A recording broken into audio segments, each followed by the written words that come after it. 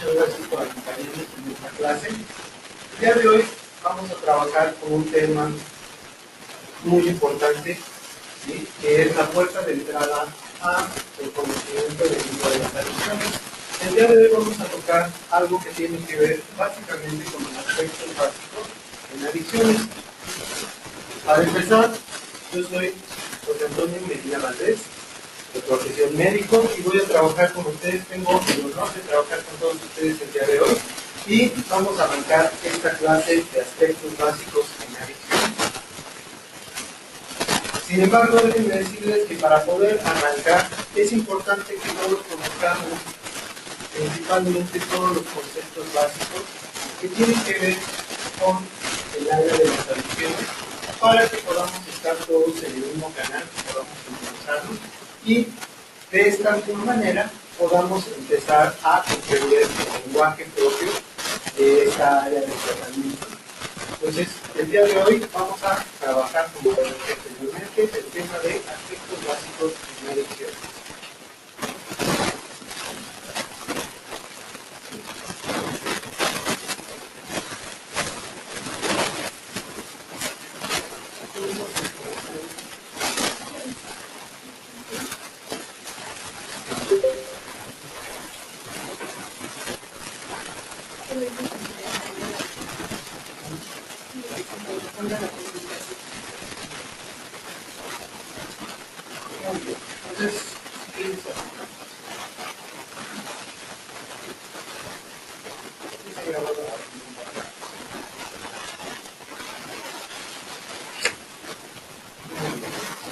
Muy bien, el día de hoy vamos a platicar, como ya dijimos, un poquito acerca de los aspectos básicos en adicciones. Y en este caso, pues es importante que para que podamos ingresar a esta parte tan importante del manejo de las conductas adictivas, tenemos que conocer todos de mejor manera el lenguaje propio de esa área. Sin embargo, para que podamos llegar a él, vamos a hacer un breve recorrido por los aspectos básicos que debemos de manejar todos. ¿Cómo? En este caso, nosotros vamos a arrancar con dos conceptos básicos, ¿sí?, que son el concepto de salud y el concepto de enfermedad. Es bien importante que sepamos que cada uno de estos conceptos es importante porque en base a esto es que vamos a poder determinar también si la enfermedad adictiva se considera hoy por hoy como una enfermedad o como un trastorno de las emociones. Y en este caso, bueno, lo más importante es que me gustaría que nuestros participantes del día de hoy, que se encuentran en línea, nos pudieran decir qué es para ellos la salud o qué es para ellos la enfermedad.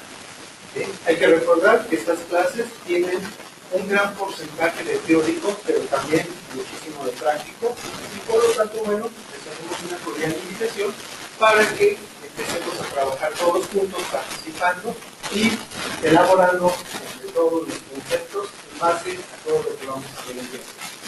Entonces, si me facilitan, por favor, algunos de ustedes, cuál es el concepto de salud y cuál es el concepto de enfermedad. Vamos a esperar un minutito para que puedan hacernos llegar sus respuestas. En base a esto, vamos a empezar a trabajar.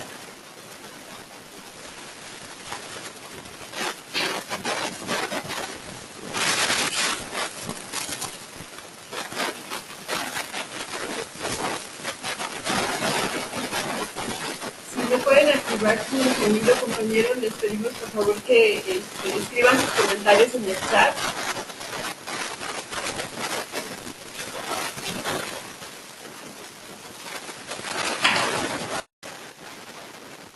Alejandro y Giovanni tienen activado su micrófono. ¿Quieren comentarnos algo?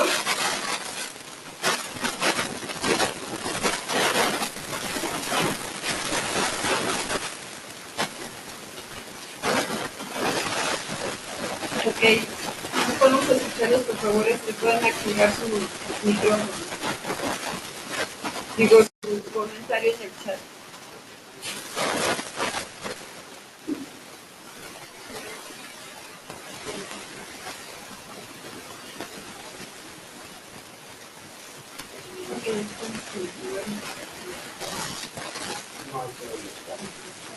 Ok, sí, dice Giovanni. Sí lo tengo activado, solo que se escucha cortada la comunicación. Ok. Si prefieren, podemos trabajar a través del chat.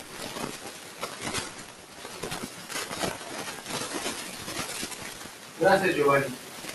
Te vamos a solicitar de favor, entonces, si nos puedes enviar, por favor, cuál sería el concepto que tú manejas o que tú tienes dentro de salud y de enfermedad.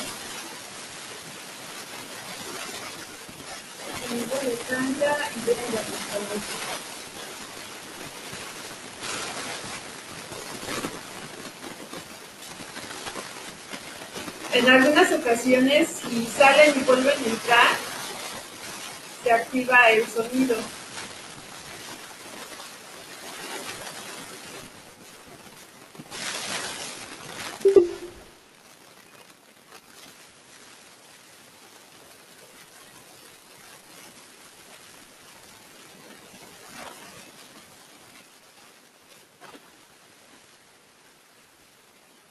Mientras ustedes nos hacen favor de hacernos llegar sus participaciones, vamos a continuar con el tema del día de hoy. Bueno, si me regalan la siguiente, por favor. En este caso, es importante que sepan que... Justo ahora, Brenda nos dice... A ver, Brenda, adelante. Salud es el estado de equilibrio que se mantiene en mente y cuerpo. Muy bien, esa sería una de las concepciones que se tienen para este concepto y que es válido. Sin embargo, por ahí le falta una pequeña cosita que vamos a completar. Muchísimas gracias, Brenda. Y bueno, mientras los demás compañeros se nos unen, vamos a continuar con este tema. Como les decía, es importante que sepan que para las dos acepciones que tenemos, tanto de salud como de enfermedad, nosotros vamos a encontrar que para cada uno de estos conceptos hay una parte que es el concepto tradicional y otro el que es el concepto dictado por la Organización Mundial de la Salud. Sin embargo, vamos a arrancar primero por el concepto tradicional. Si hablamos del concepto tradicional, el concepto tradicional de salud o de enfermedad, cualquiera de los dos, son concepciones que aparecen desde que el hombre apareció sobre la faz de la tierra, cuando todavía este hombre no tenía un lenguaje propio, cuando no tenía una forma de comunicación bien estructurada. Ellos ya detectaban que desde ese momento ya existían algunas situaciones que les podían hacer sentir bien o mal. Y entonces, este tipo de situaciones que les hacían sentir bien, era lo que ellos volvían a repetir con la finalidad de seguir obteniendo beneficios. Mientras que todo aquello que les ocasionaba algún daño específico, generalmente trataban de evitarlo en la medida de lo posible. De tal forma que vamos a poner como ejemplo, ¿sí? En el concepto tradicional vamos a encontrar que, no sé, se me ocurre hablar, por ejemplo, sobre la alimentación. Como todos ustedes saben, mucho de lo que el hombre consume o que empezó a consumir desde la era prehistórica era porque empezaba a probar diferentes sustancias, diferentes alimentos y en base a el resultado obtenido de esta ingestión era como ellos iban a detectar si les era benéfico o no. Vamos a hablar, por ejemplo, de una planta. Cuando ellos empezaron a probar las plantas, se dieron cuenta que algunas de ellas eran de sabor agradable y algunas de sus características eran de tipo gustativo agradable y, aparte de todo, les proporcionaban una sensación de bienestar, ¿sí? O de plenitud estomacal. Y entonces esto condicionó que esta planta, después de un tiempo de estarla probando de manera frecuente y que no les ocasionaba ningún daño ni ningún malestar, entonces ellos decidieron, desde ese momento, incluir dentro de esos alimentos que eran benéficos para ellos este tipo de plantas. ¿Sí? De igual forma sucedió con la carne, de igual forma sucedió con muchas otras situaciones. Otro ejemplo clásico es el que tenemos, por ejemplo, cuando hablamos de los cambios climáticos. En algunas ocasiones El hombre primitivo tenía la necesidad de correr grandes distancias, persiguiendo principalmente a la presa de caza.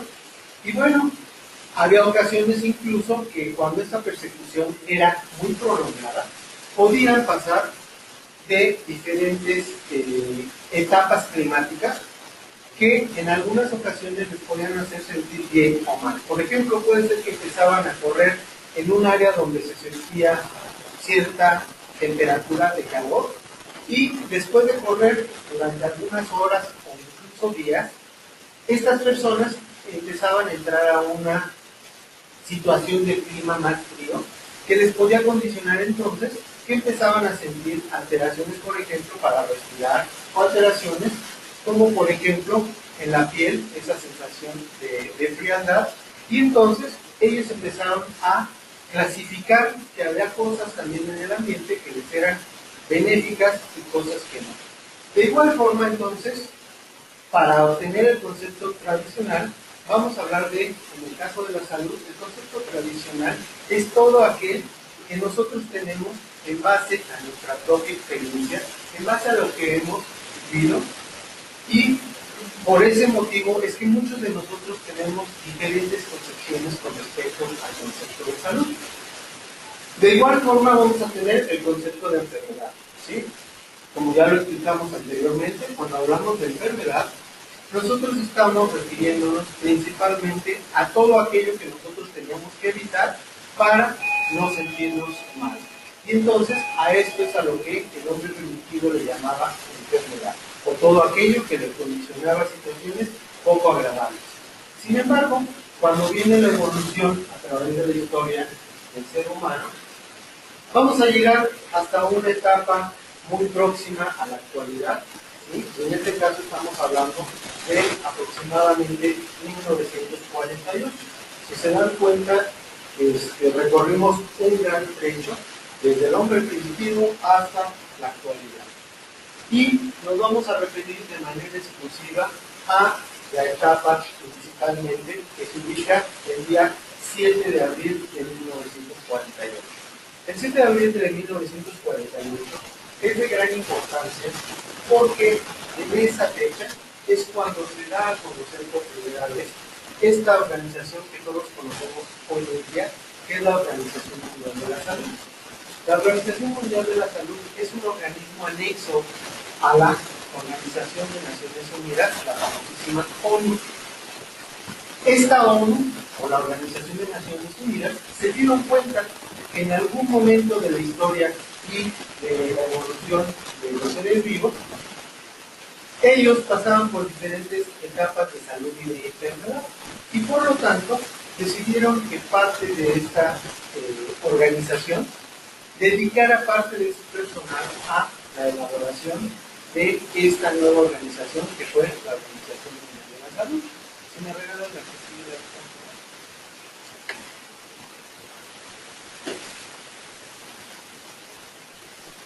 de y entonces, bien, como ya dijimos, la que sigue.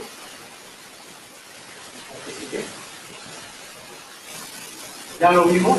Entonces, el concepto tradicional de salud o de enfermedad es toda aquella suma de conocimientos, técnicas y procedimientos basados principalmente en la teoría y la experiencia de las diferentes culturas. Es todo aquello que nosotros vamos recolectando a través de la historia, ¿sí?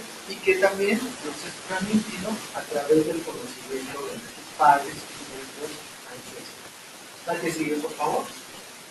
Ahora bien, la que sigue. Como les decía, el 7 de abril de 1948 es cuando surge por primera vez la primera reunión de la Organización Mundial de la Salud. Y en este caso, para esas fechas, el motivo por el cual yo les preguntaba al inicio de esta plática cuál era el concepto que ustedes conocen sobre salud o sobre enfermedad, es porque una situación muy similar fue lo que ocurrió el 7 de abril de 1948. Cuando todas estas personalidades de diferentes naciones que tenían la intención de conformar un grupo que tuviera que ver por la salud y velar por la salud de todos los seres vivos del planeta, empezaron por tratar de describir qué era la salud o qué era la enfermedad. Y sin embargo, sucedió en esa sala en Ginebra, Suiza, que este grupo de personas, de momento, cada uno expresaba diferentes conceptos de salud y enfermedad. Todos estos conceptos que ellos expresaban no eran otra cosa más que el concepto tradicional que cada uno de ellos traía de sus diferentes culturas y de sus diferentes regiones y países. Por lo tanto, se dieron cuenta en ese momento que existía la necesidad de conformar un concepto universal. Y el primer concepto universal que se crea derivado de la Organización Mundial de la Salud es precisamente el que tenemos en letras oscuras, que es donde dice que la salud es un estado completo de bienestar físico, mental y social, y no solamente la ausencia de afecciones o de enfermedad. Pero déjenme decirles que este concepto también ha ido evolucionando con el paso de los años, de tal forma que en la actualidad este concepto nosotros lo manejamos como en el estado de salud vamos a tener la necesidad de conocer de mejor manera algo que se conoce con el nombre de la triada de la salud, que vamos a revisar a continuación. Bien, ¿a qué se refiere la triada de la salud? La triada de la salud, como su nombre lo dice, hace referencia a tres grupos específicos o a tres áreas de la vivencia humana. Y en este caso vamos a tener en primer lugar la parte que tiene que ver con la parte biológica del ser humano, ¿sí? Donde nosotros vamos a integrar todo aquello que tiene que ver con la parte física de un organismo. Una segunda esfera es la que se conoce como la esfera psicológica, donde nosotros vamos a enmarcar todos aquellos padecimientos y todas aquellas emociones, creencias, cultura, religión, todo lo que tiene que ver con el pensamiento, es donde se va a enmarcar la esfera psicológica, mientras que la esfera social es la esfera más nueva, la más nueva relativamente hablando, porque en esta esfera es donde nosotros vamos a integrar todo lo que tiene que ver con nuestro entorno, ¿sí? Arrancando en primera instancia desde el medio familiar, que es la primera parte de la sociedad, o el pilar de toda la sociedad, y nos vamos a extender hacia todos los niveles de la sociedad, ¿sí? De tal forma que entonces, cuando la Organización Mundial de la Salud se puso a analizar estas tres esferas que conforman la triada, se dieron cuenta que al haber una interacción entre las tres, porque siempre debe de existir una interacción, se dieron cuenta que la intersección entre las tres esferas era un espacio en el cual se daba el proceso de salud. Y por lo tanto, de ahí es de donde deriva esta famosa frase de homeostasis. La homeostasis no es otra cosa más que una palabra derivada del griego que hace referencia exclusivamente al equilibrio. Por lo tanto, nosotros hacemos referencia desde esa época como homeostasis o equilibrio entre las tres esferas que conforman la vida del ser humano. Y de ahí es que nosotros, muchos de nosotros, hemos escuchado algunas ocasiones que en términos de salud también se conoce como el equilibrio de el individuo, y de ahí nosotros conocemos esta parte que se conoce como al ser biopsicosocial. Y entonces, de ahí es de donde deriva este primer concepto que es el más importante. Adelante, por ahí tenemos una pregunta. Sí, Alejandra dice... Alejandro. Ok, era una pregunta sobre... Sí, se queda la clase grabada para otro momento. Perdón. Muy bien, gracias Alejandra. Y bueno, entonces, como ya lo vimos, ya tenemos en un primer momento el primer concepto que es el de salud. Y déjenme decirles que hoy por hoy, este concepto sigue siendo manejado a nivel mundial e internacional, y entonces vamos a decir que la salud es un estado de equilibrio o de homeostasis entre las tres esferas que conforman la existencia del ser humano, que son la esfera biológica, psicológica y social. Y por lo tanto, entonces cuando hacemos alusión al concepto de enfermedad, no nos vamos a complicar la vida. La enfermedad no es otra cosa más que un desequilibrio entre estas tres esferas. Como les decía, Vamos a tomar como ejemplo estas tres esferas que conforman la triada y vamos a ver que en muchas ocasiones todos los padecimientos que nosotros podemos percibir y que nosotros conocemos en el área de la salud se pueden enmarcar en cualquiera de estas tres esferas. Como por ejemplo, si hablamos de la parte biológica, si yo me refiero a una gastritis, si yo me refiero a un dolor de cabeza, si yo me refiero a un problema visual o a un problema que tiene que ver, por ejemplo, con alteraciones en la respiración o en la motilidad vascular, bueno, todo eso tiene que ver con la parte física del individuo. Si hablamos de la parte psicológica, aquí es donde nosotros vamos a integrar, por ejemplo, todo lo que tiene que ver, ya les había comentado, con el lenguaje, con la forma de pensamiento, con la forma de pensamiento también de tipo religioso o mágico religioso. Y aquí es donde también, si hablamos de la parte de enfermedad, nosotros vamos a integrar todos aquellos padecimientos y trastornos que se encuentran hoy por hoy clasificados en el CIE-10 y en el DSM-4 y 5 y todo lo demás. ¿De acuerdo? Entonces, esa es la parte psicológica. Mientras que en la esfera social, que como ya les había comentado, es una área relativamente más nueva comparada con las otras dos, porque hay que recordar que desde que surge la medicina y el estudio de la psicología, en muchas ocasiones únicamente se enfocaban en la parte física y en la parte psicológica. Y aproximadamente en 1950 es que la gente se empezó a dar cuenta que había también una relación muy estrecha entre algunas enfermedades y el entorno en el que se desarrollaba el individuo. De tal forma que para esta época es cuando se empieza a tomar la esfera social como una esfera de gran importancia para el ser humano.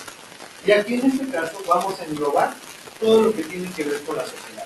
Si yo tengo problemas con papá, con mamá, con los hermanos, con la pareja, con alguien que yo conozco, desde ese momento nosotros ya estamos teniendo una alteración en nuestra esfera social. Y bueno, si nos prolongamos más allá de este primer núcleo familiar o del segundo núcleo, vamos a tener cuando el individuo empieza a tener problemas con la sociedad, llámense vecinos, llámense conocidos, ¿sí? O incluso con toda la colonia o colonias aledañas y posteriormente, bueno, terminamos siendo sujetos de persecución como individuos no gratos para la sociedad. De ahí que entonces cada una de estas esferas enmarca todas y cada uno de los padecimientos que podamos encontrar y que sean, que tengan una afectación directa en la vida del ser humano. Así que,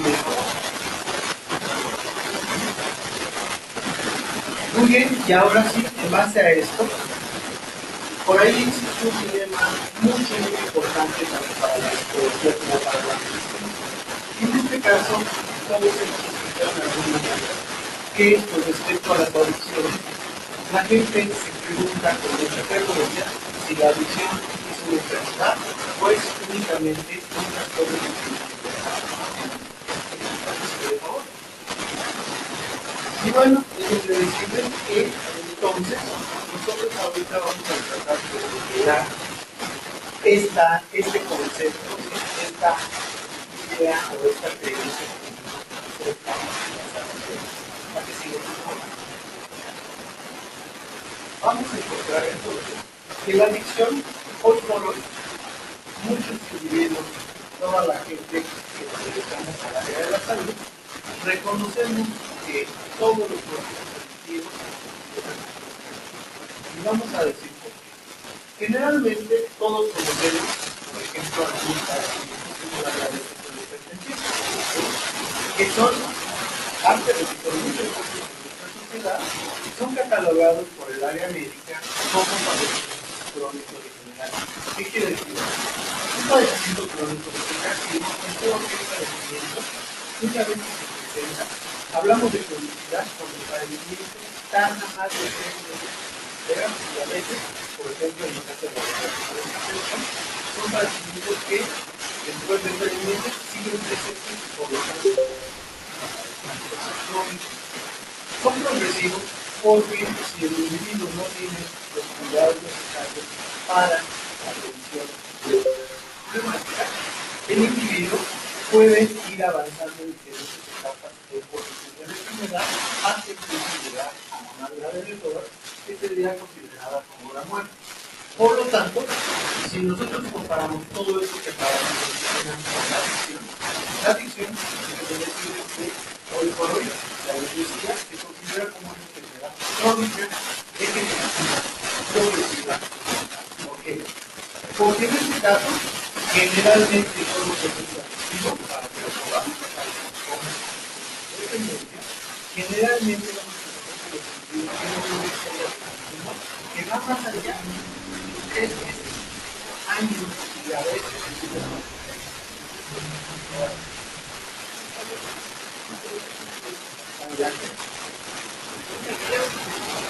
y puedes mantener tu micrófono cerrado. Giovanni,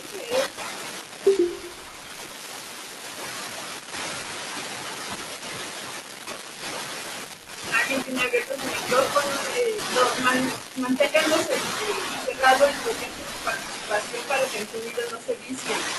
¿O quieres hacer algún comentario, compañero?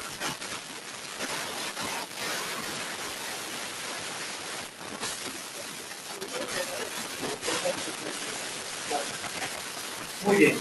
Entonces, como decíamos, ya hablamos del proceso adictivo. Decimos que es crónico, ¿por qué? Porque reconocemos que es un proceso que va más allá de los 3 meses de adicción. Es degenerativo porque generalmente estos individuos, una vez que se enganchan en el consumo de las diferentes sustancias psicoactivas, son individuos que van a ir desgastando de manera progresiva su organismo y empiezan a desarrollar enfermedades asociadas al mismo consumo. Es progresiva, ¿por qué? Porque empieza desde etapas donde generalmente el individuo no tiene ganas de enfermar y esta enfermedad va a presentarse y acrecentarse cada vez.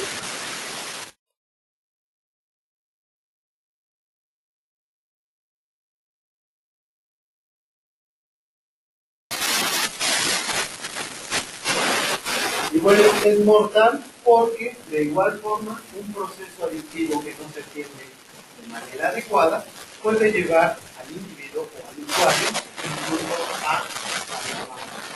Y entonces, cuando nosotros estamos hablando ahora sí de la enfermedad adictiva o de la dependencia al consumo de sustancias psicoactivas, generalmente estos individuos hoy en día es importante que sepan que requieren una atención altamente especializada, ¿sí? Y mucha de la actualidad así lo requiere incluso pues, servicios de salud. Esta atención debe ser multidisciplinaria y de preferencia profesional. Yo sé que muchos de ustedes me van a comentar por ahí que era lo que pasaba, por ejemplo, con el grupo del conjunto, como por ejemplo los grupos de AA. Déjenme decirles que los grupos de AA no quiere decir que no funcionaran, porque hasta el día de hoy nosotros reconocemos que muchas vidas han sido salvadas gracias a la intervención de estos grupos de AA. Sin embargo, hemos de recordar también que es una gran verdad que no podemos ocultar, que durante todas estas décadas este tipo de agrupaciones de autoridad y estamos viviendo en los sociales eran lugares donde a los individuos se les recibía y en muchas ocasiones eran sujetos a maltrato físico, mental y de todo tipo, y entonces estos individuos, muchos de ellos lograban una recuperación, pero una gran mayoría de ellos también recaían de manera constante. Porque terminaron un tratamiento y recaían, regresaban otra vez a un tratamiento de doble A, una verdadera superación. De tal forma que en la actualidad sabemos que si bien ayuda a muchos de estos pacientes, hay un gran porcentaje de ellos que no responden de manera adecuada a este tipo de médicos que es lo de la y evitar esta necesidad, surge la necesidad de crear una organización y esta nueva cultura de recursos es principalmente en ¿cuál es el objetivo de todo esto? Bueno, déjenme decirles que una persona que se encuentra en el mundo de la generalmente va a ser una persona que va a tener mucha sino de la estructuración y de la complejidad de los individuos. Son individuos que dejan de ir al trabajo, dejan de ir a la escuela, que tienen problemas familiares, que tienen problemas sociales, que tienen problemas con la violencia. Es una ausencia de condición negativa que cada día se va presentando y que cada día se va ocasionando. Entonces, el objetivo de la actualidad de los manejos para las adicciones tiene como objetivo el poder reestructurar y recomenzar el estilo de vida de los individuos. De tal forma, a través del manejo que se da, nosotros ayudamos al individuo a que él adquiera las herramientas que ella adquiere las herramientas necesarias para volver a elevarse a la vida positiva sin la menor problemática. ¿De acuerdo? Voy a ir a una pregunta.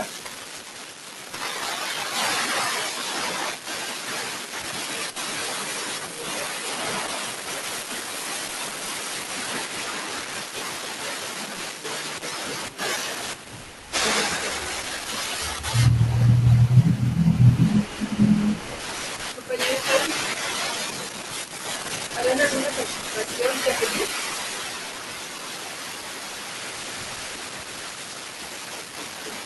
¿De que está aquí? ¿Sí vino?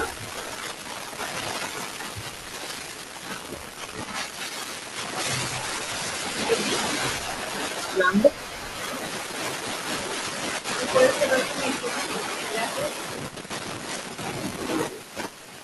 Pues bien, ahora déjenme decirles también que una parte bien esencial de esto que estamos empezando a platicar acerca del manejo de las adicciones tiene que ver hoy en día, en primer lugar, con una normatividad de tipo nacional e internacional. ¿Sí? Aquí en nuestro país, con diferentes normas oficiales mexicanas,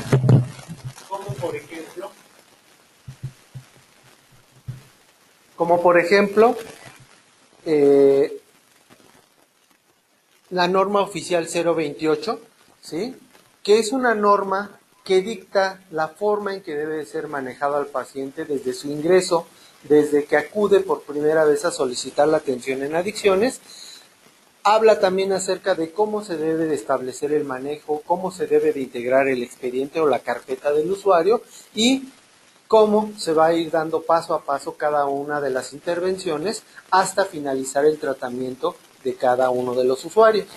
Sin embargo, algo que es bien importante que sepamos el día de hoy es que mucho de esto tiene una raíz principalmente en la nueva ley que fue creada para prevenir y eliminar la discriminación en la Ciudad de México, pero también en todo lo que es la República Mexicana y de manera nacional e internacional. Y en este caso nos vamos a referir de manera exclusiva al artículo 5 de esta ley. Este artículo 5, aparte de que establece muchísimas cosas a las cuales tenemos derecho como individuos, establece en un rubro muy importante el derecho que tenemos como individuos, si así lo deseamos, al consumo de sustancias psicoactivas. Sin embargo, por otro lado también, este artículo establece que nosotros, si bien tenemos el derecho del consumo, también tenemos el derecho a recibir servicio especializado para dejar de consumir. Y entonces, esto es importante porque dentro de este artículo 5 también se encuentran normatividades que tienen que ver con la conceptualización. ¿Esto a qué se refiere? Es importante que sepan que todos hemos escuchado diferente terminología que tiene que ver con adicciones. Por ejemplo, en muchos casos hemos escuchado a algunas personas que se refieren a los consumidores de sustancias psicoactivas como adictos, como viciosos o como gente no grata para la sociedad. Sin embargo, también gracias a este artículo 5 y a la ley para prevenir y eliminar la discriminación, habla de manera muy puntual acerca de modificar también este tipo de expresiones, de tal forma que en la actualidad nosotros ya no nos referimos a un adicto como tal, sino vamos a modificar el vocabulario y ahora se les conoce con el nombre de dependientes del consumo de sustancias psicoactivas. Finalmente, para fines prácticos, son sinónimos uno del otro. Tanto el adicto como el de dependiente son sinónimos, pero para fines de derechos humanos, estos conceptos se han modificado con la finalidad de no menoscabar el derecho de los individuos y no menoscabar también la vida y en la sociedad de cada uno de ellos. Entonces, de tal forma que nosotros vamos a tener diferentes tipos de conceptos que tienen que ver con las adicciones. Si me regalan la siguiente, Laurita, por favor. Entonces, como ya les decía, uno de los primeros términos que se modifican y que en la actualidad ya tenemos la obligación de expresarlos de diferente forma es el de adicción. Como les decía, ya no le vamos a decir adicto, no le vamos a decir marihuano, no le vamos a decir vicioso, sino dependiente del consumo de la sustancia a la cual sea dependiente el individuo. Después la palabra de adicto vicioso, ya lo vimos, es dependiente del consumo de sustancias psicoactivas. Y por último tenemos el de droga. Anteriormente el término de droga también nosotros lo asociamos con la palabra de vicio, ¿sí? Y en este caso, este concepto también se ha modificado por el de sustancia psicoactiva. De tal forma que ahorita vamos a revisar todos estos nuevos conceptos para que podamos llevarnos esta pequeña parte de la conceptualización. Si me regalas la que sigue, por favor, Laurita.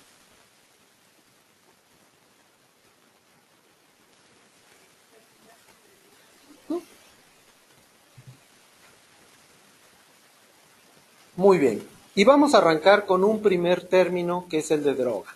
Y en este caso es importante que sepan que vamos a hablar de droga como un concepto general. Y bueno, en este caso vamos a entender por droga que es toda aquella sustancia, ya sea de origen natural o sintético, que una vez que es ingresada al organismo del individuo o de los individuos por cualquier vía, esta sustancia va a tener un efecto ya sea positivo o negativo en el organismo de los individuos. Este es un término general. Por lo tanto, dentro del término de droga podemos incluir a muchísimas sustancias. Incluso si hablamos, por ejemplo, de una penicilina, nosotros cuando hablamos de una penicilina nos estamos refiriendo a una sustancia que puede ser generalmente de un origen sintético o semisintético y que una vez que ingresa a mi cuerpo, generalmente va a ser con fines positivos para mi salud, ¿sí?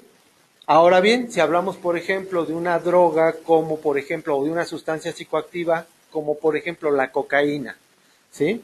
La cocaína, si utilizamos este concepto general, sigue siendo igual una sustancia que es generalmente de origen sintético y que una vez que es ingresada al cuerpo por cualquier vía, ya sea fumada, inhalada o incluso inyectada, o en la actualidad ya tenemos presentaciones incluso de manera oleaginosa como supositorios que se pueden introducir a través del recto.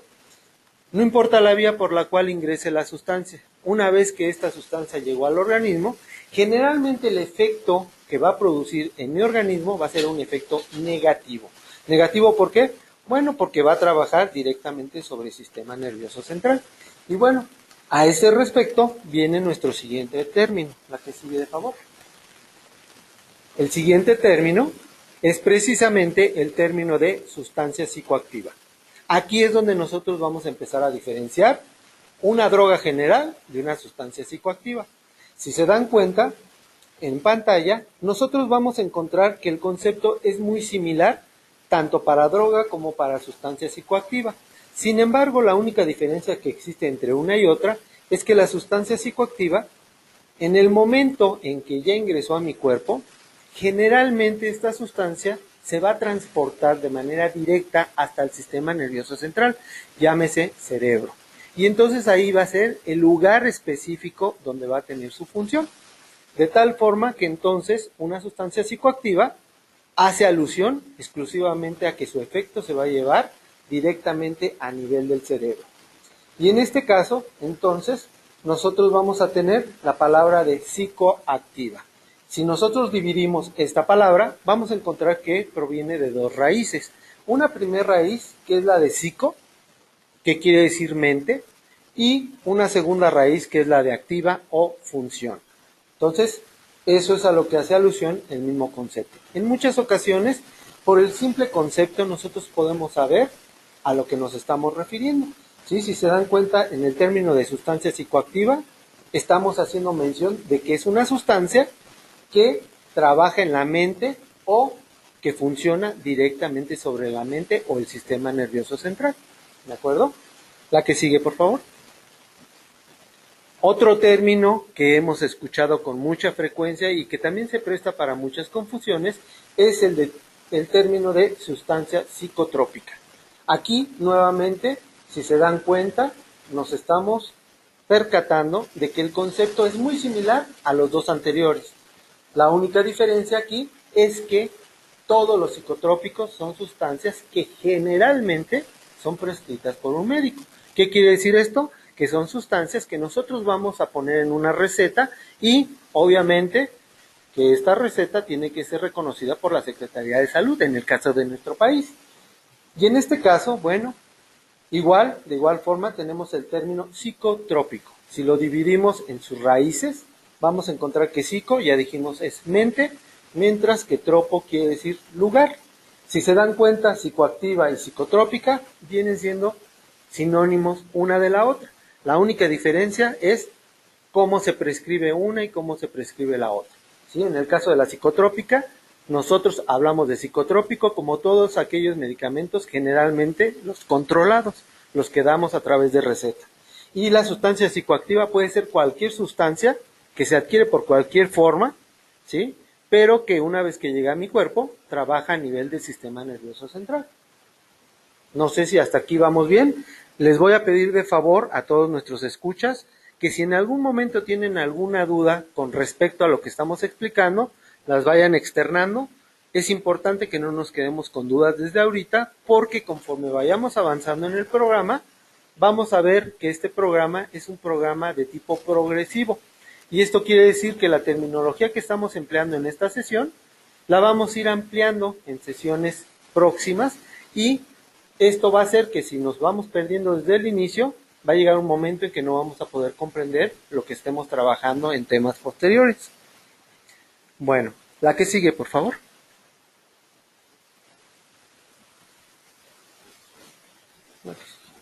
Después tenemos un término que también hemos escuchado con muchísima frecuencia, que es el término de estupefaciente. Nosotros vamos a hablar de estupefaciente principalmente quienes hacen uso de este sinónimo de sustancias es precisamente el gremio legal o el gremio jurídico. En este caso, la mayor parte de abogados, jueces y todo este tipo de área de la ley usan el término de estupefaciente porque de esta forma ellos evitan, por ejemplo, cometer algún error en el momento en el que se está procesando a una persona. Vamos a poner como ejemplo. Bueno, vamos a leer primero el término, que dice que estupefaciente es un término de uso exclusivo jurídico y que hace alusión a los precursores químicos o a la sustancia terminada lista para consumo. Yo creo que todos en algún momento, si me regalan la que sigue, por favor. Todos en algún momento hemos escuchado noticias o hemos visto noticias donde se hace referencia, por ejemplo, a la incautación de grandes cargamentos de estupefacientes. Y uno diría, pues, ¿cuál es la diferencia entre estupefaciente, droga psicoactiva o droga psicotrópica? Bueno, en este caso, como les decía, el estupefaciente es un término empleado generalmente por la clase jurídica y a través de este término ellos están evitando, por ejemplo, cometer algún error que pueda facilitar la liberación por faltas en el proceso o por fallas en el proceso de los individuos que han sido detenidos. De tal forma que cuando un abogado emplea el término de estupefaciente, puede ser que se refiera a una droga terminada, llámese cocaína, llámese anfetamina, metanfetamina o cualquiera, o puede ser un precursor químico. Un precursor químico es toda aquella sustancia que se emplea para la elaboración de la droga que se va a consumir. De tal forma entonces que cuando un abogado nos hace alusión a este término, lo que sigue a continuación es que se tiene que llamar a un perito en sustancias químicas que sea capaz de determinar qué tipo de sustancia estupefaciente es de la que se trata la incautación. De tal forma que el especialista entonces es el que tiene que ver de manera puntual si se trata de una droga terminada o de un elemento que va a formar parte de la receta de las drogas. ¿De acuerdo? Entonces, ese es el término de estupefaciente. Y como lo podemos ver aquí en esta ilustración, después de que dice 3 puertos mexicanos son la vía de droga hacia Italia, en la parte de abajo dice Manzanillo, Veracruz y Altamira, Tamaulipas, los puntos de envío. Las autoridades de ese país descubrieron un nuevo método de introducción de estupefacientes. Este término de estupefacientes es con la finalidad de evitar errores en el proceso. La que sigue, de favor.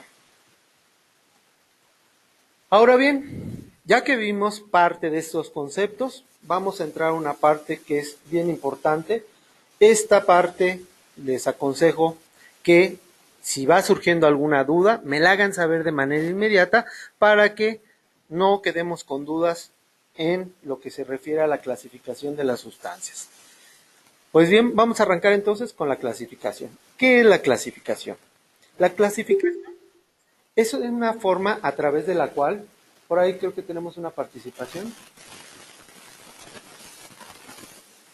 Dios, por favor.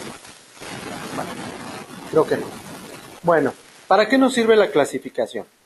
Como todos ustedes saben, la clasificación es una forma de agrupar diferentes cosas que tienen algunas características en común, de tal forma que nosotros vamos a hacer también grupos en base a algunas características de las diferentes sustancias psicoactivas, lo que antes era mejor conocido como drogas, ¿sí? Y vamos a arrancar porque deben de saber que existen muchos tipos de clasificaciones. Sin embargo, el día de hoy vamos a hablar de las clasificaciones que son las más importantes, ¿sí? Vamos a hablar en primer lugar la clasificación de origen de la sustancia.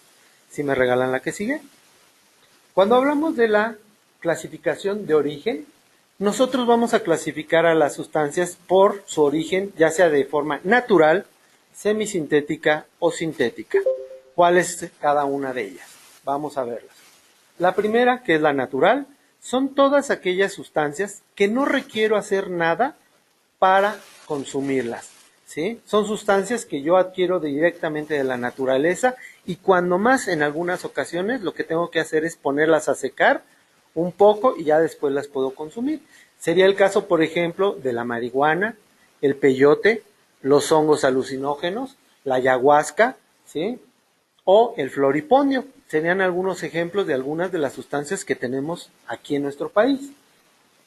Entonces, esas son las de origen natural. Las de origen semisintético son aquellas sustancias que hacen alusión a una parte que es de origen natural y a una parte que es de laboratorio, ¿sí? Vamos a tener como ejemplo clásico, aquí vamos a incluir principalmente como ejemplo a la cocaína.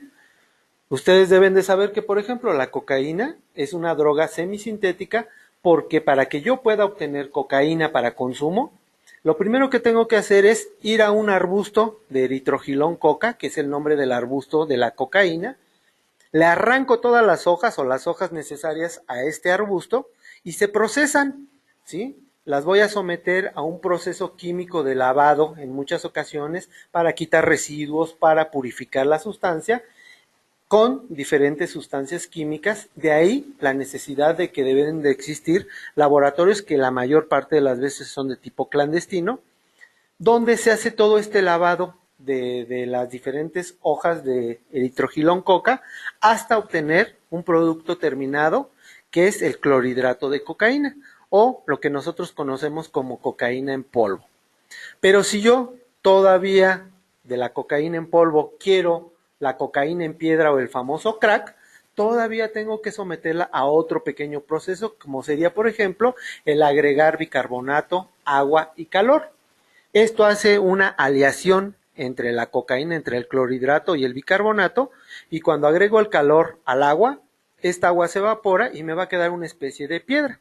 Por lo tanto, cuando hablamos del crack, estamos refiriéndonos a una piedrita, ¿sí?, que nosotros preparamos previamente con cocaína, bicarbonato, agua y calor. Y entonces, este producto terminado, ahora sí, si se dieron cuenta, entonces arrancó de una parte natural y terminó con una parte del laboratorio. Posteriormente tenemos todas aquellas sustancias de origen sintético. Las sustancias de origen sintético van a ser todas aquellas sustancias que nunca vieron nada de la naturaleza. Nacieron de manera exclusiva a través de la combinación de muchas sustancias químicas en un laboratorio. De tal forma que aquí vamos a poder incluir, por ejemplo, algunas sustancias como las benzodiazepinas. Vamos a poder benzodiazepinas o los famosos chochos, porque mucha gente las conoce de esta forma. Vamos a poder incluir, por ejemplo, a las anfetaminas, las metanfetaminas, ¿sí? Y algunas otras que ya iremos viendo en nuestro diplomado. Entonces, esta es una primera clasificación, que es la clasificación por origen. Posteriormente tenemos la clasificación social. La clasificación social, si me regalan la que sigue. La clasificación social se caracteriza porque esta clasificación fue adjudicada principalmente por la población en general. Población que no requiere de grandes conocimientos. Si nosotros vamos, por ejemplo, con nuestra abuelita o con nuestra mamá o con alguien conocido y le preguntamos sobre alguna de las diferentes sustancias psicoactivas en cuanto a si son permitidas o no, ellos generalmente las ubican de una manera muy exacta. De tal forma que, por ejemplo, el alcohol, siempre nos van a decir, el alcohol es una droga permitida. Mientras que la cocaína, la marihuana, en nuestra actualidad y en nuestro país siguen siendo sustancias no permitidas, ¿sí? Entonces, si se dan cuenta, la clasificación social es muy sencilla. Es únicamente agrupar todas aquellas sustancias que son permitidas por la sociedad y todas aquellas que no son permitidas por la sociedad. Posteriormente tenemos la clasificación jurídica. La clasificación jurídica también es muy fácil. Como muchos de nosotros conocemos a las diferentes sustancias, también somos capaces de poderlas clasificar en cualquiera de los dos grupos. El grupo de las sustancias legales, donde vamos a tener, por ejemplo, el alcohol, el tabaco, algunos inhalables, ¿sí? Porque aquí es importante que sepamos que si bien los inhalables en muchas ocasiones se emplean para intoxicarse, generalmente no se requiere de una receta ni se requiere ir a Tepito para comprarlas, las podemos comprar en cualquier tlapalería, por ejemplo en el caso de los inhalables. Entonces vamos a tener como droga legal alcohol, tabaco, té, café, chocolate, ¿sí? Todas estas se consideran como drogas legales. Mientras que dentro del grupo de las drogas ilegales vamos a tener a todas aquellas sustancias que son prohibidas por la ley, como cuál, hay que recordar, en nuestro país la marihuana sigue siendo ilegal. Únicamente se ha favorecido su permisión para consumo con fines de investigación y con fines curativos, pero para eso se requiere un papeleo muy importante, de tal forma que la gente común todavía no tiene acceso de manera legal al consumo de la marihuana. Tenemos a la cocaína como ilegal también, tenemos a las anfetaminas, metanfetaminas, benzodiazepinas y algunos alucinógenos, que también va a depender del contexto del consumo. No es lo mismo si yo hablo, por ejemplo, de un peyote que voy y lo consumo en la Sierra de Chihuahua, donde es perfectamente legal, y más si yo certifico que soy una persona que vive en alguna de las etnias de la Sierra Tarahumara, comparado, por ejemplo, con alguien que venga a consumir peyote en el Estadio Azteca en un concierto, ¿sí? Aquí en un concierto, el peyote sí se considera como una sustancia ilegal. ¿Por qué? Porque tiene que ver con los diferentes usos y costumbres. Entonces, aquí es importante no perder de vista, dentro del grupo de las sustancias legales e ilegales, a qué grupo pertenece cada una, porque en algunas ocasiones, ya lo dijimos, también el contexto tiene mucho que ver para poderlas clasificar. La que sigue, por favor. Después tenemos una clasificación que es por el uso. Aquí, en cuanto al uso, la que sigue. Si hablamos del uso de las diferentes sustancias psicoactivas, vamos a tener que el uso se clasifica básicamente en dos grandes grupos que son los más importantes. El grupo de uso terapéutico, que van a ser todas aquellas sustancias que se emplean para restablecer un estado previo de salud, ¿sí? Quiere decir que son con fines curativos. Generalmente este grupo de sustancias van a ser prescritas por un médico y aquí es donde estriba la diferencia con respecto al uso recreativo. Cuando nosotros hablamos de sustancias recreativas, estamos haciendo alusión a todas aquellas sustancias que se consumen sin prescripción médica, que las consumo porque yo tengo ganas, porque yo quiero. ¿De acuerdo? Por eso les decía que entonces la clave para poder identificar es si son prescritas o no por un médico. Eso es lo que hace la diferencia en el uso. Después tenemos la clasificación por la familia química a la que pertenezca cada una de las diferentes sustancias psicoactivas. Y aquí, bueno, algunos ejemplos que vamos a ver. En este caso, solamente que ustedes sean químicos, va a ser importante que conozcan a qué grupo químico pertenece. De lo contrario, a veces es importante saberlo con fines culturales o con fines de un poquito más de conocimiento, pero realmente no es de gran importancia. Dentro de este grupo vamos a tener, por ejemplo, a los alcaloides, ¿sí? En este caso vamos a poner como ejemplo a la cocaína. La cocaína terminada, la cocaína que se consume, es un alcaloide. Un alcaloide también puede ser, por ejemplo, el LSD o los famosos ácidos o los cuadros. Otro alcaloide puede ser lo que obtenemos del peyote, que sería la famosísima mescalina, o la psilocibina, que es un alcaloide que se obtiene de los hongos alucinógenos. El alcohol también es una familia química per se que abarca todas aquellas sustancias con radicales alcohol. Después tenemos al grupo benzodiazepínico. El grupo benzodiazepínico se caracteriza porque son sustancias, aparte de que son la mayoría de ellas sintéticas, son sustancias que tienen un grupo benzil y uno o más grupos benzil, que es lo que le da su nombre. De tal forma que, con respecto a esta clasificación, es importante que sepan que no es muy importante que ustedes la manejen. Se las pongo únicamente para que sepan que hay muchísimas formas de clasificar. Posteriormente, tenemos otra clasificación, que es la clasificación por dureza. Cuando nosotros hablamos de la clasificación por dureza de las diferentes sustancias, vamos a hacer referencia, ¿sí?, exclusivamente a la percepción que yo tengo de la sustancia. Esto es importante que lo sepan porque esta clasificación, hoy por hoy, es una clasificación que está cayendo en desuso. Y está cayendo en desuso porque, como les comentaba, es una clasificación que depende de la percepción de cada individuo.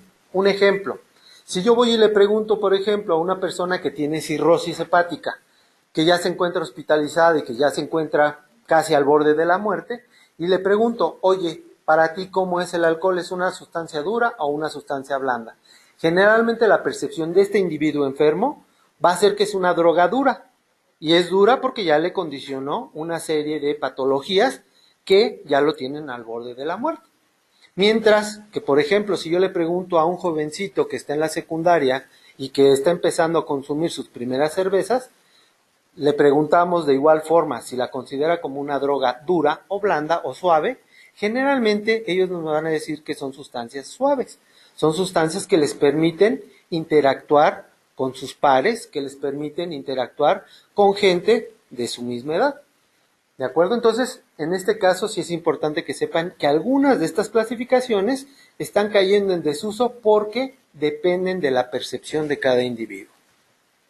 Y la que sigue, de favor.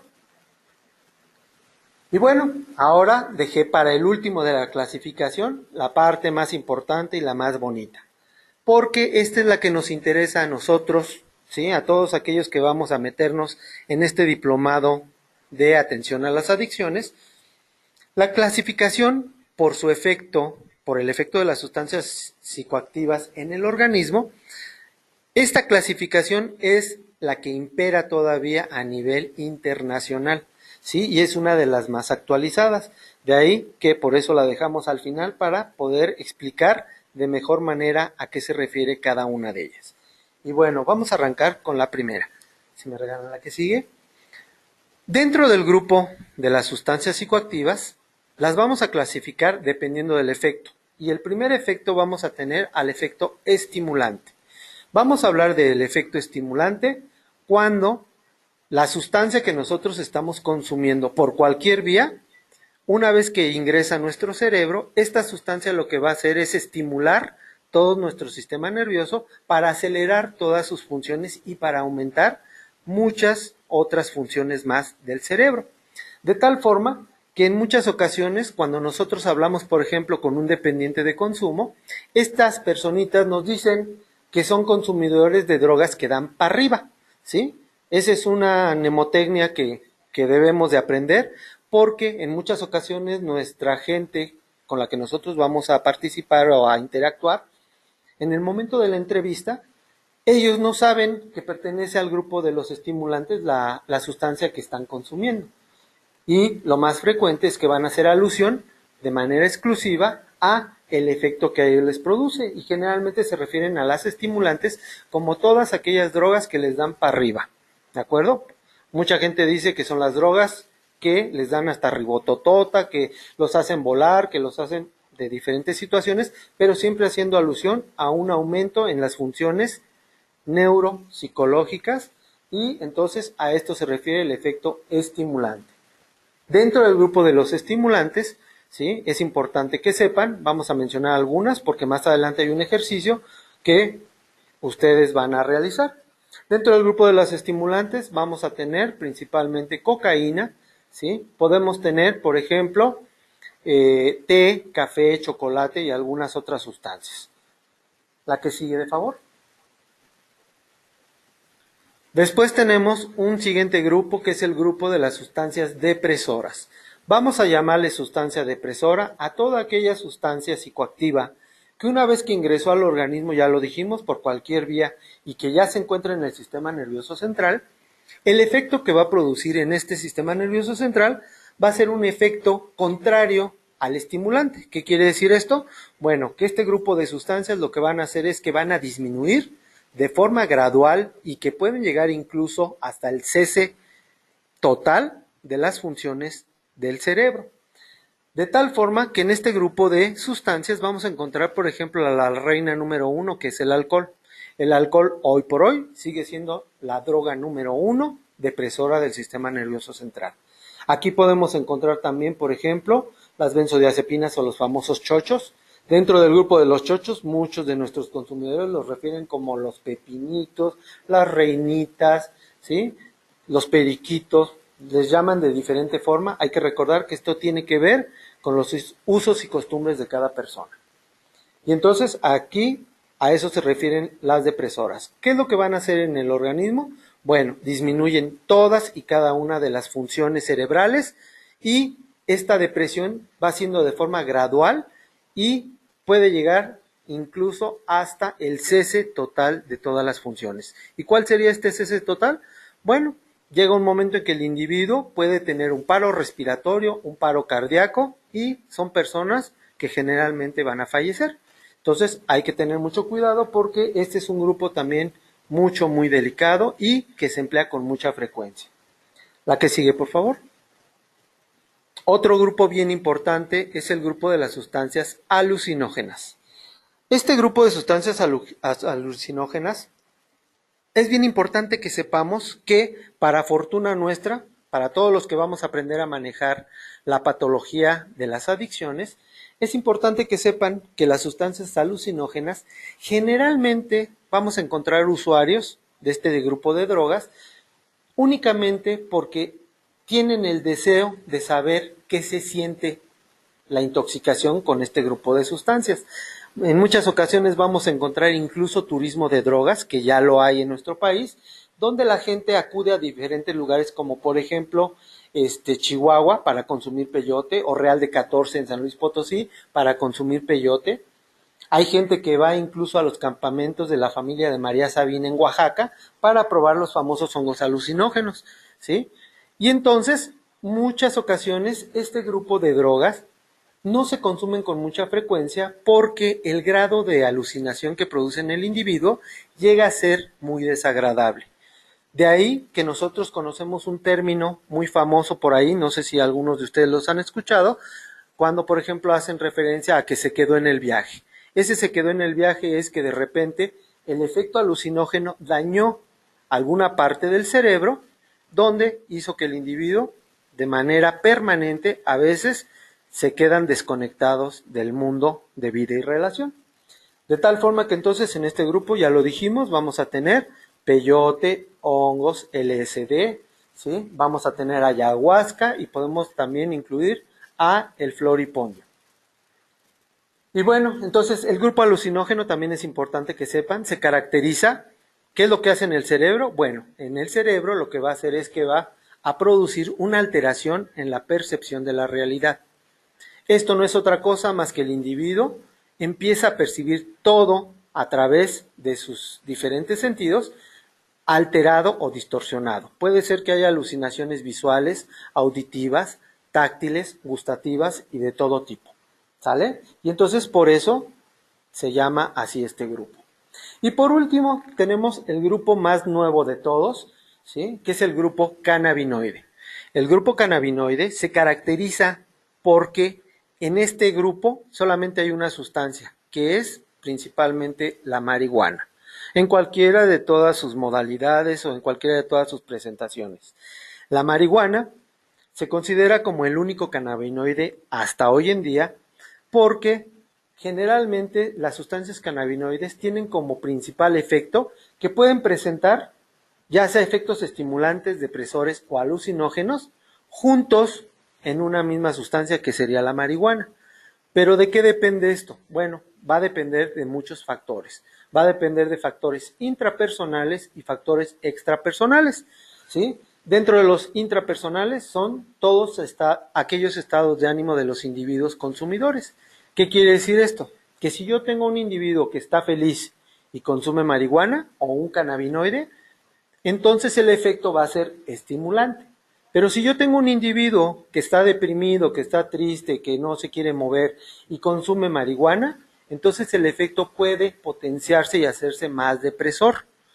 Mientras que en el efecto alucinógeno son aquellas personas que de repente son muy locuaces, ¿sí? Y vamos a entender por locuacidad un estado en el cual se encuentra la euforia exacerbada, se encuentra un estado de ánimo muy exagerado, y en el momento en que estos individuos consumen un cannabinoide, entonces pueden empezar a presentar alucinaciones. Por lo tanto, en el efecto cannabinoide podemos incluso en un solo consumo presentar las tres etapas juntas o los tres efectos por el consumo, en este caso, de la marihuana. Entonces, si se dan cuenta, esto es bien importante que nos lo llevemos porque es la parte que nosotros vamos a revisar con mucha frecuencia. Vamos a tener que aprender a clasificar todas y cada una de las diferentes sustancias. Y bueno, ¿qué les parece si ahorita dejamos 15 minutitos? ¿Sí? Vamos a tomar un breve receso y regresamos para continuar con esta sesión. No sé si en este momento haya alguna duda, alguna pregunta con respecto a lo que hemos venido manejando hasta ahorita. Si tienen alguna duda, les pido de favor que en estos 15 minutos me la hagan llegar a través del chat para poderla responder una vez que retomemos la clase. Mientras tanto, los dejo un momentito y los veo en 15 minutos.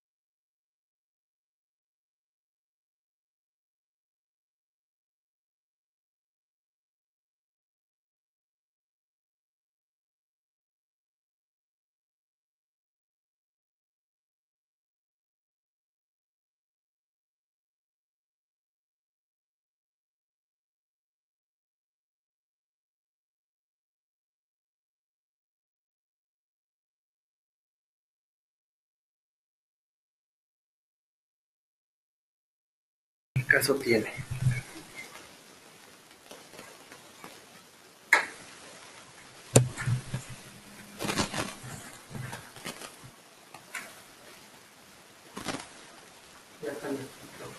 Ajá.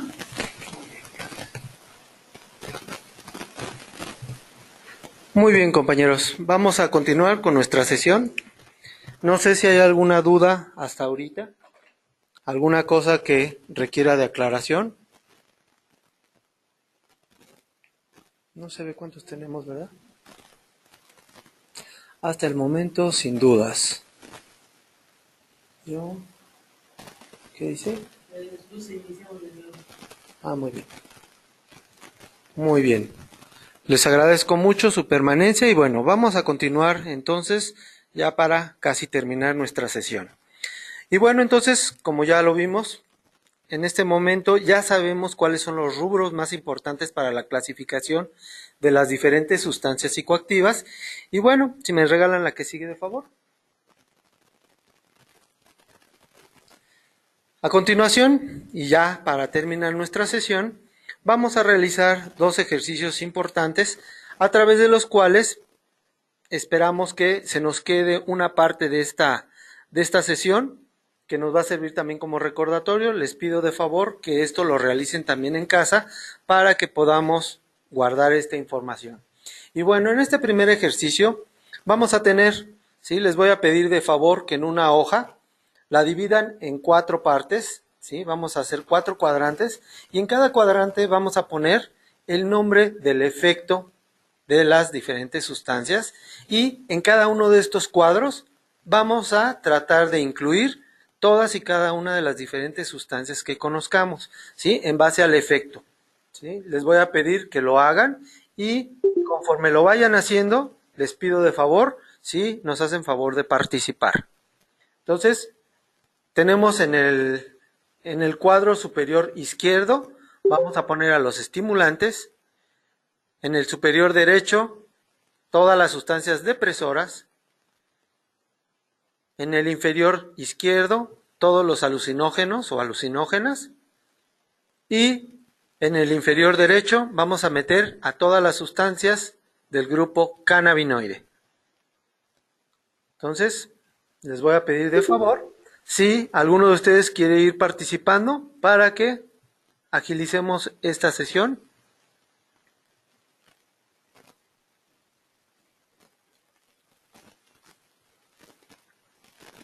Como les había comentado anteriormente, la clasificación por efecto de las sustancias es la parte más importante que nosotros del área de la salud tenemos que tomar en cuenta para poder hacer un adecuado diagnóstico.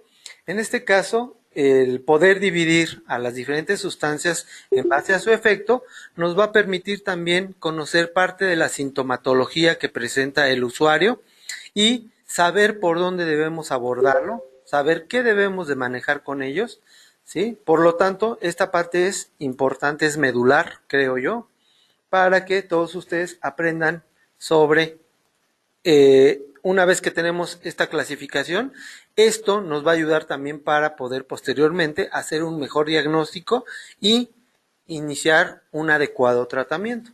Se encuentran el café, el chocolate. Ernesto comenta. Muy bien, Café, chocolate, té, cocaína. Muy bien. Depresoras, alcohol, chochos, adoración depresivas, el alcohol. Muy bien, adoración, y muy bien, Ernesto. Estimulantes es el café y chocolate. Pero eso no se consideran como drogas. Sí. ¿El chocolate?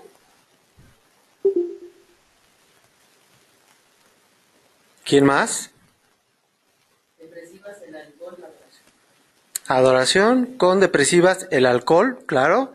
Hay que recordar, ya lo habíamos mencionado, el alcohol es el depresor número 1 por excelencia hasta el día de hoy.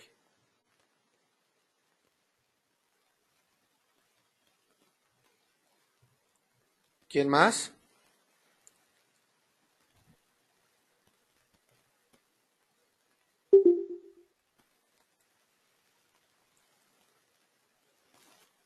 Perdimos el alcohol.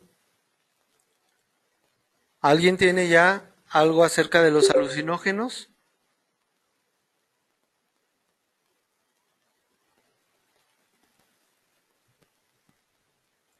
En el caso de las sustancias estimulantes, en muchas ocasiones también van a encontrar a los usuarios que nos hacen referencia a este grupo de drogas, ya lo habíamos dicho en primer lugar, se refieren como las drogas que dan para arriba. Sin embargo, una mnemotecnia para que todos recordemos el efecto propio de los estimulantes del sistema nervioso central es, yo siempre les pongo como recordatorio el ejemplo de una casa. Si yo tengo una casa que tiene muchas habitaciones y cada habitación tiene un foco, las sustancias estimulantes van a hacer con esta casa el ir prendiendo los focos uno por uno hasta que llegue un momento en que todos los focos de esta casa se encuentran prendidos. Y entonces, una casa que tiene todos los focos prendidos es una casa que está gastando energía, ¿sí? Que es un dato clásico que aparece en los usuarios de consumidores de estimulantes. Son usuarios que no duermen, porque al haber mucha luz, al haber mucho ruido, porque todos los aparatos están prendidos y todo está prendido, aparte de que gastan energía, son individuos que no duermen, son individuos que tienen unas alteraciones muy importantes en el estado de ánimo, que se pueden disparar muchísimo, por ejemplo, de un estado de depresión, se pueden disparar de manera rápida, ¿sí? Y a veces hasta espectacular, hasta llegar a la euforia. Hay que recordar que la euforia es un estado aumentado de alegría. En el caso de las depresoras, igual tomamos el mismo ejemplo de la casa, pero en este caso, una casa a la que le vamos apagando todos y cada uno de los focos.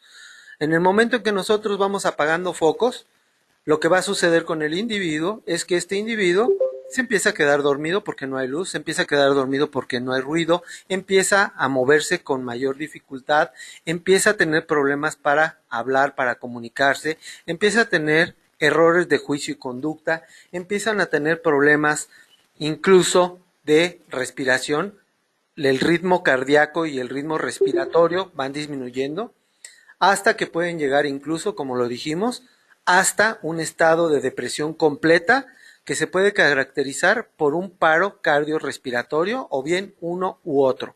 Sin embargo, es importante que sepan que cuando una persona tiene un paro cardiorrespiratorio o cardíaco, cualquiera de estos va a jalar a que aparezca la presencia del otro.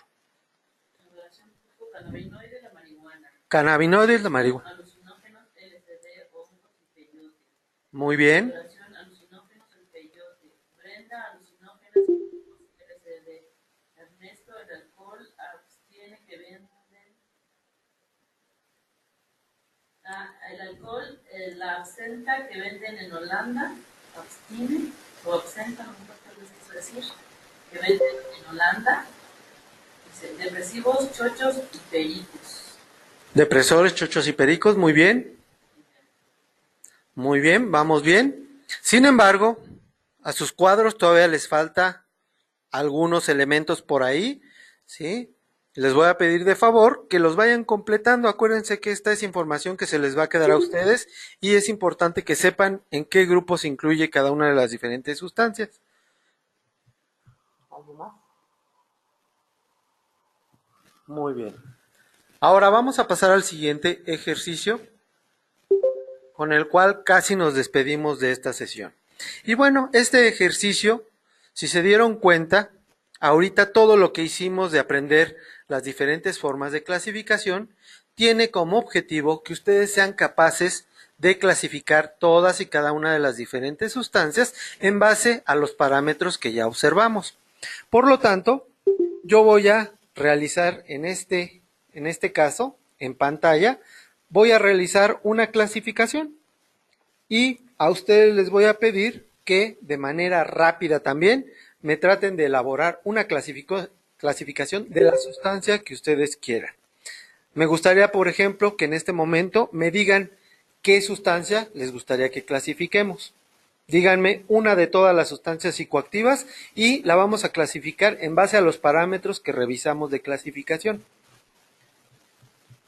Espero que me digan qué sustancia, para que arranquemos.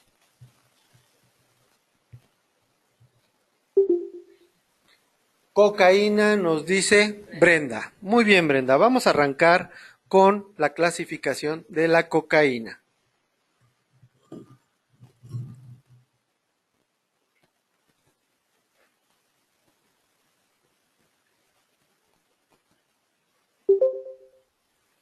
Vamos a tener cocaína. Y en este caso, la primera clasificación es por su origen. Si recuerdan, dijimos que por su origen la cocaína es una sustancia semisintética.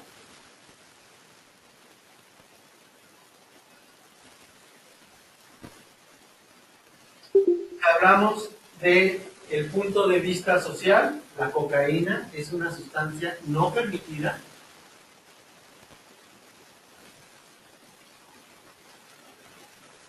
Desde el punto de vista jurídico, es una sustancia ilegal.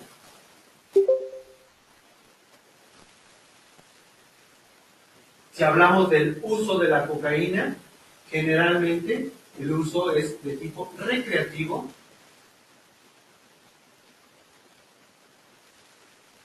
Porque hasta la fecha yo todavía no conozco a ningún médico que les diga que se avienten un pase cada 8 horas. Entonces, siendo de tipo recreativo. Después nos vamos por la familia química. Dijimos que la cocaína, la sustancia que es la responsable del proceso adictivo, es un alcaloide.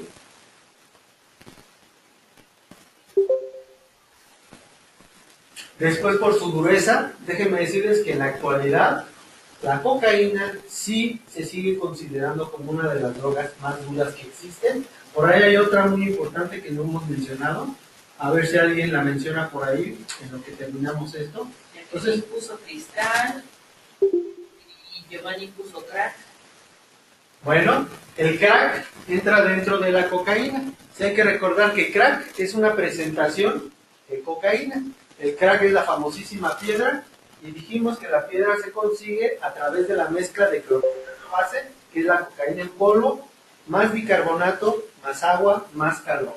Y eso nos da como resultado el crack, pero sigue siendo cocaína. Y por último tenemos el efecto. Entonces dijimos que por efecto la cocaína se clasifica como un estimulante.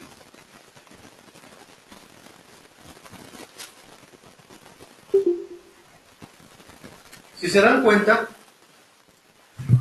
toda esta información que acabamos de poner en esta lámina nos sirve porque a través de la pura clasificación nosotros ya tenemos muchas herramientas para poder hablar, por ejemplo, de la cocaína, ¿sí? Y un ejemplo clásico es que si de repente a ustedes les dicen, oye, ¿qué es la cocaína?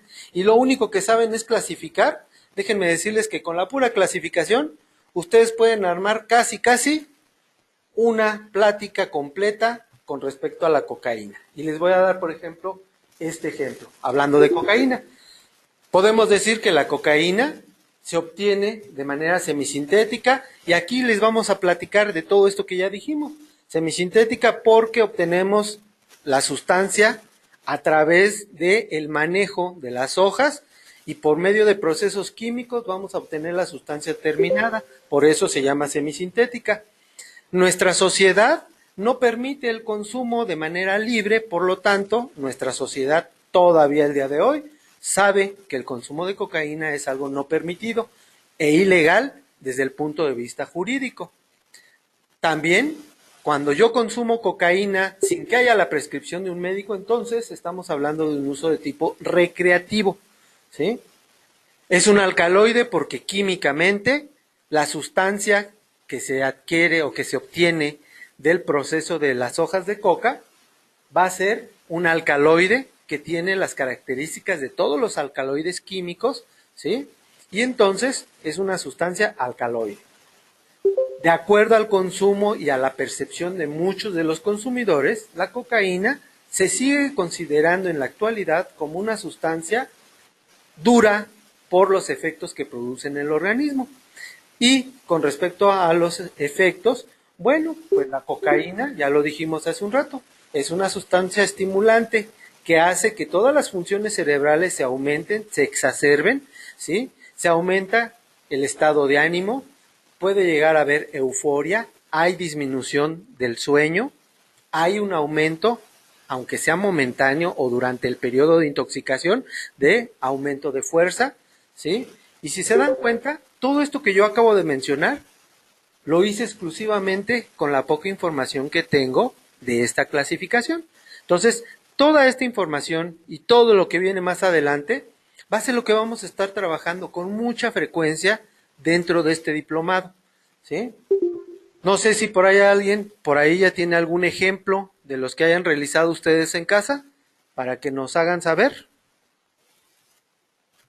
Por ahí, Jacqueline nos decía que clasificáramos el cristal, ¿sí? Alguien más nos decía, ¿qué es Ernesto nos pedía que clasificáramos, ¿qué? Una semisintética. Bueno, una semisintética puede ser la cocaína. Por ahí nos pidieron clasificar el alcohol. Bueno, a ver, miren, ¿qué les parece si clasificamos el alcohol? Lo podemos poner aquí a continuación como alcohol. El alcohol es una sustancia semisintética permitida por la sociedad, legal, de uso recreativo,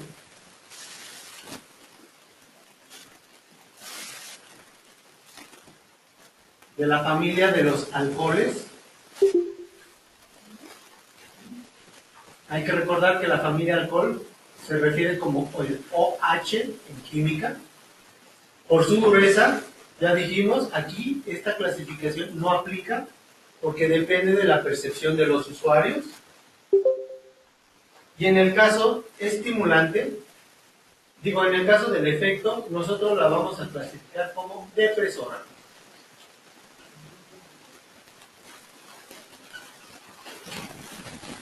¿De acuerdo? Entonces, si se dan cuenta, la forma de clasificar es únicamente conociendo los diferentes grupos de clasificación y podemos meter cualquiera de nuestras sustancias siempre y cuando sepamos a qué grupo pertenecen dependiendo del rubro que estemos manejando. De igual forma, podemos hacer, por ejemplo, nuestra compañera Brenda que nos pedía del cristal. Vamos a hacerlo para que no quedemos incompletos. Vamos a poner cristal.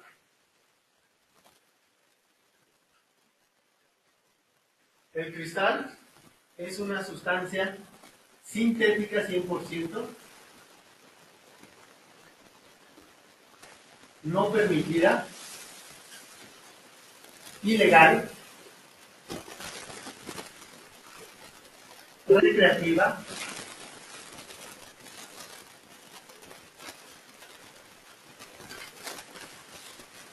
el grupo químico al que pertenece es también un alcaloide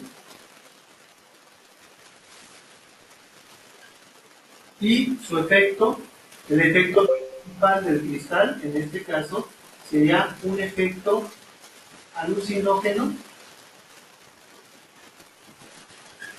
y estimulante en una pequeña medida.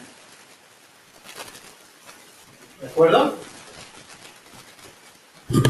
Si se dan cuenta, esto de clasificar es únicamente que vayamos haciendo ejercicios y a la vuelta de un rato se van a dar cuenta que clasificar es una de las cosas más sencillas que podemos hacer y a través de las cuales podemos conocer también un poquito más a la sustancia, ¿sí? En este caso, si se dieron cuenta, clasificamos estas tres que ustedes me propusieron. Yo les voy a sugerir que de favor hagan ustedes la clasificación de todas las demás sustancias que conozcan, ¿sí? Con la finalidad de ir ejercitando la habilidad para poder clasificar. Esto es bien importante porque en el momento del diagnóstico debemos de saber de qué tipo de sustancia se trata la que está consumiendo nuestro usuario y que podamos dar un mejor tratamiento o una mejor estrategia de tratamiento para cada uno de nuestros usuarios. Entonces, si me regresan a la pantalla.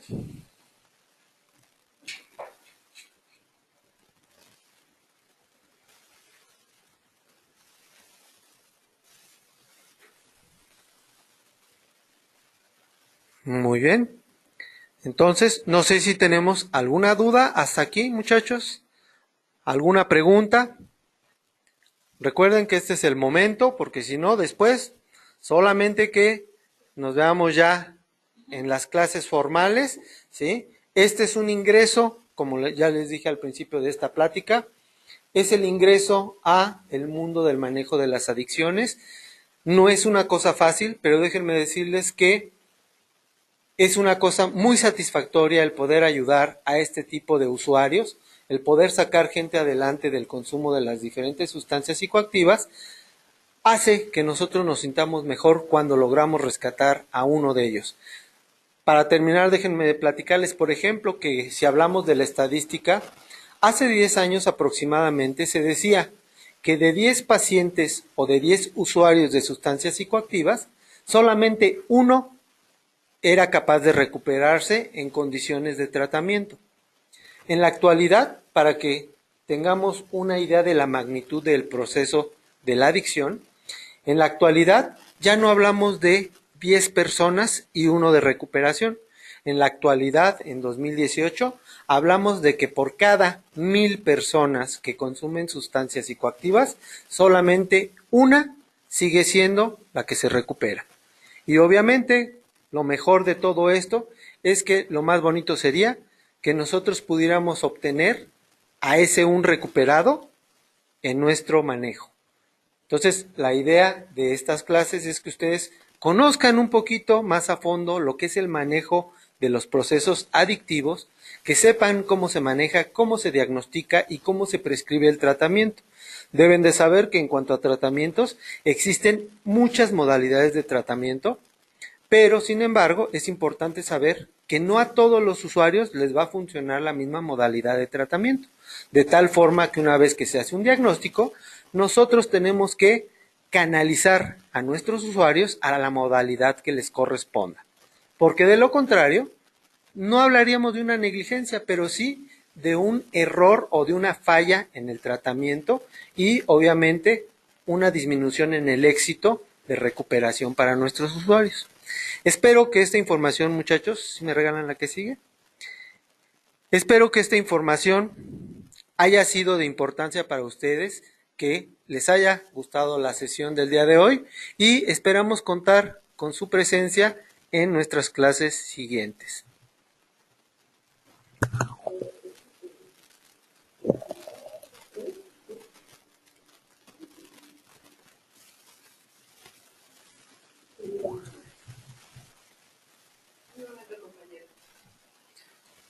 Bueno, no sé si hay alguna duda, alguna pregunta antes de que demos por concluida nuestra sesión.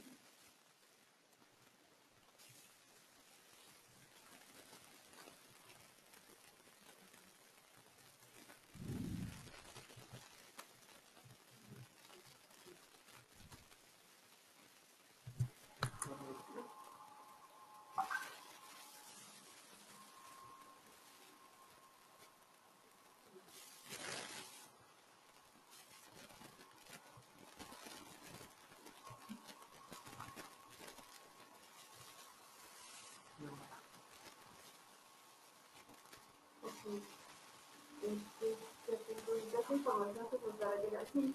La presentación se les hará llegar a su correo. ¿Tienen alguna duda, compañeros? Me decían que si podías dar una explicación. ¿Sí? Sobre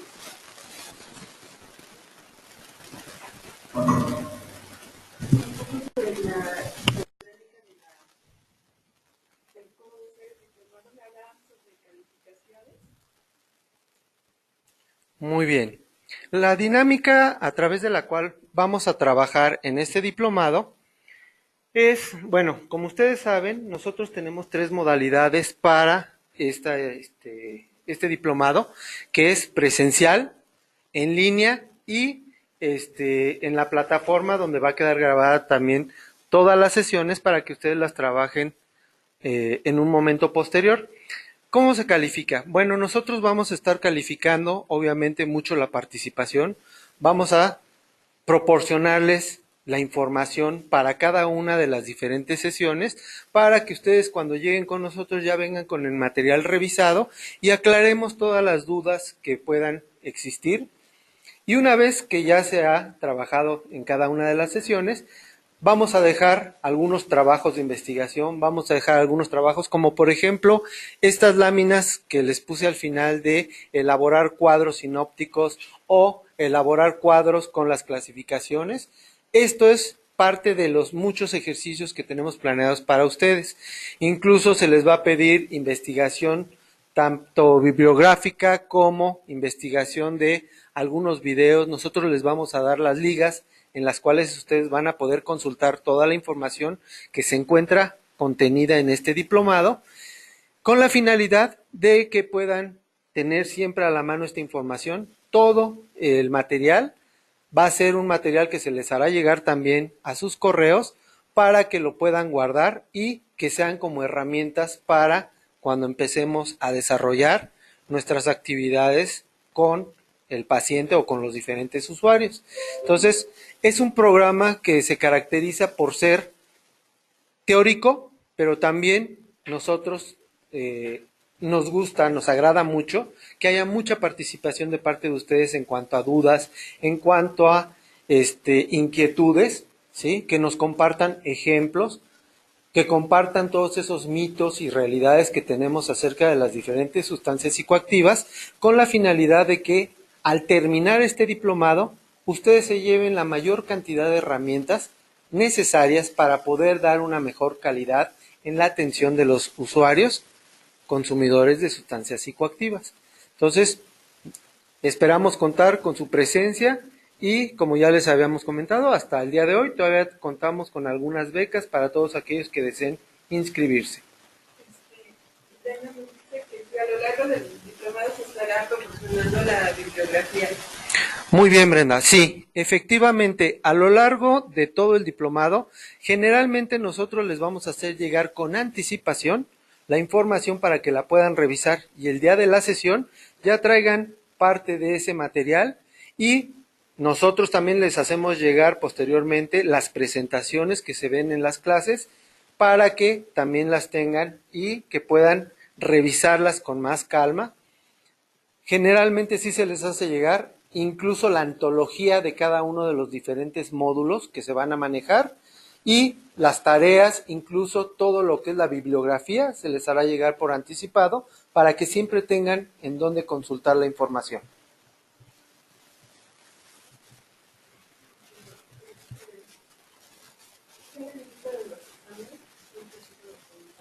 Bueno. ¿Cómo son los exámenes? ¿Cómo es la forma de evaluar? Muy bien, dentro de la forma de evaluar ya dijimos, en algunas ocasiones vamos a obtener puntaje extra a través de la entrega de diferentes trabajos de investigación, ¿sí? Les vamos a pedir, por ejemplo, se me ocurre pedirles cartelones que tengan que ver con la adicción, se les van a pedir trabajos de cuadros sinópticos y diferentes tipos de tareas a través de las cuales ustedes van a obtener un puntaje extra para que posteriormente cuando presenten el examen se va a hacer un examen por cada uno de los diferentes módulos de los que consta el diplomado. Y una vez que tenemos la calificación de cada uno de los exámenes, a esta calificación se podrá sumar, por ejemplo, lo de los trabajos que se elaboraron como tareas.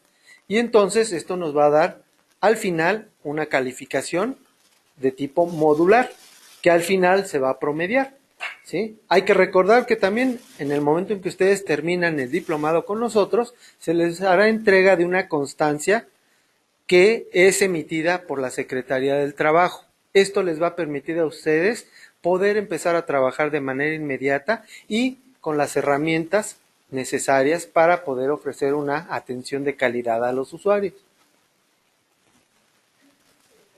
No sé si tienen alguna otra duda o pregunta, comentario. Muy bien. Si no tenemos más dudas ni preguntas, lo único que me resta es agradecerles su tiempo, agradecerles el que nos hayan acompañado en esta clase y esperamos contar con su valiosa presencia en el diplomado.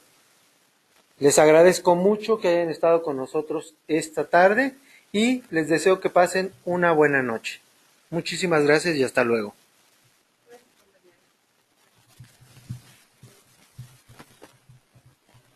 Ah, sí, sí, Adoración, el material llegará a su correo.